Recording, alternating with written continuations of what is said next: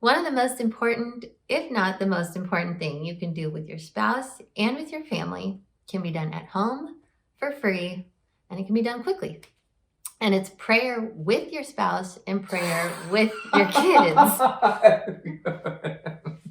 No, I'm serious. That's it? That's the most important? Yes. Oh.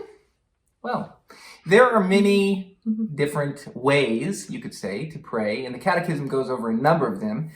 A good way to remember is use the word acts or pacts. So P-A-C-T-S.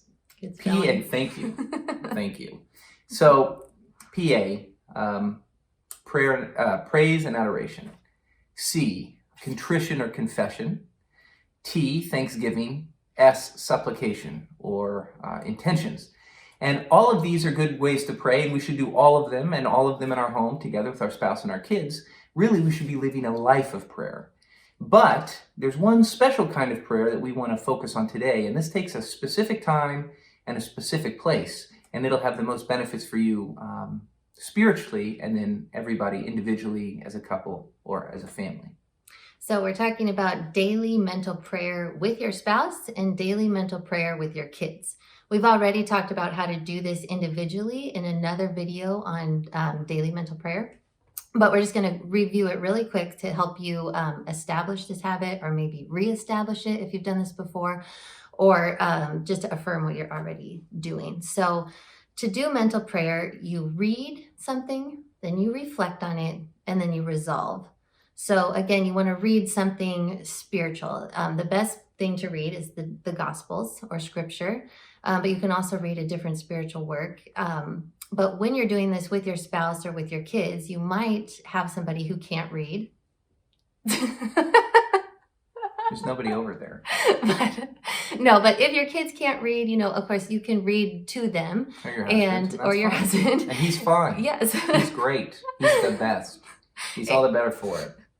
And this differs from doing it individually, because you wouldn't all want to sit around and individually be reading something. But so just read something as a group, or also you can just reflect on a mystery of the rosary. But you all want to be reflecting, meditating on the same thing.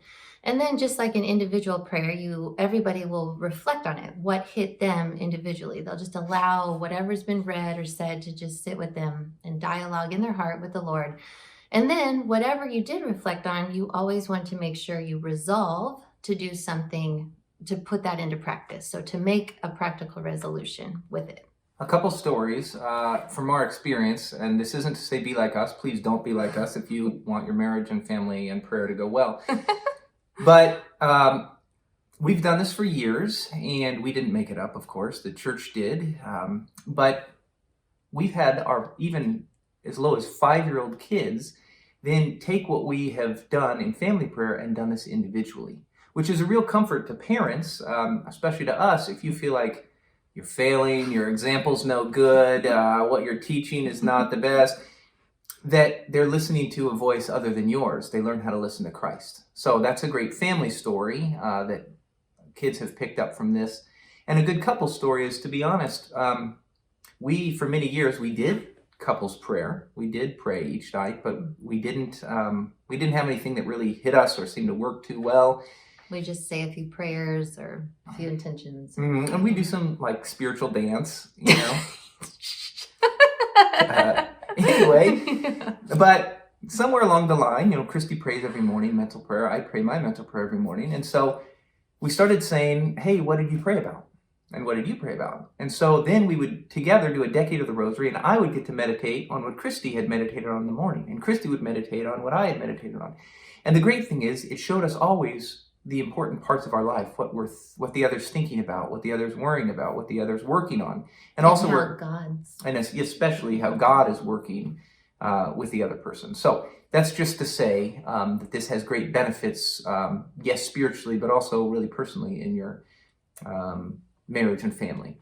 And one more thing, if you're looking for an easy practical to get this started or to get this refreshed, School of Love has a program called Peer, which is quick, it's free, it's easy, and it's done for you, so you don't have to be prepared or be an expert, and you can get this done easily right in your home. Yeah, so and that Peer is on the daily on the daily gospel. So That's it can right. be put into practice with your family or just with your spouse. So That's right. anyway, all this to say, there are many practical benefits from doing this, but of course, also most importantly, spiritual benefits to having this daily habit in your home.